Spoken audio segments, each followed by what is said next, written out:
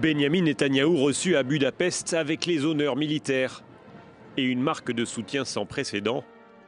À son arrivée, le Premier ministre Viktor Orban a annoncé le retrait de son pays de la Cour pénale internationale.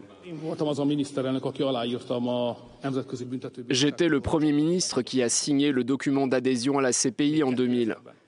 Et c'est moi qui ai signé le document de sortie ces derniers jours. Ces dernières années, elle est devenue non pas une cour neutre et juridique, mais une cour politique. Le Premier ministre israélien est visé par un mandat d'arrêt émis en novembre 2024 par la CPI. Il est accusé de crimes de guerre et crimes contre l'humanité dans la bande de Gaza. La Hongrie, pays fondateur de cette institution, est supposée arrêter toute personne visée par une telle procédure. Mais depuis novembre dernier, Viktor Orban n'a cessé de défendre son homologue israélien. Une décision saluée par Benyamin Netanyahou, qui dit mener une guerre juste avec des moyens justes.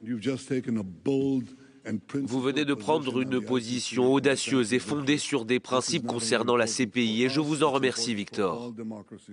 C'est important non seulement pour nous, mais aussi pour toutes les démocraties. Il est crucial de tenir tête à cette organisation corrompue qui a assimilé une démocratie à une puissance terroriste dont l'existence même est menacée par les puissances terroristes les plus horribles de la planète. Le Premier ministre hongrois s'inscrit ainsi dans le sillage de Donald Trump, qui a imposé en février dernier des sanctions à la CPI pour ce qu'il a qualifié d'actions illégitimes et sans fondement visant l'Amérique et Israël. Mais le retrait d'un État ne prend effet qu'un an après le dépôt officiel du dossier auprès du secrétariat général de l'ONU.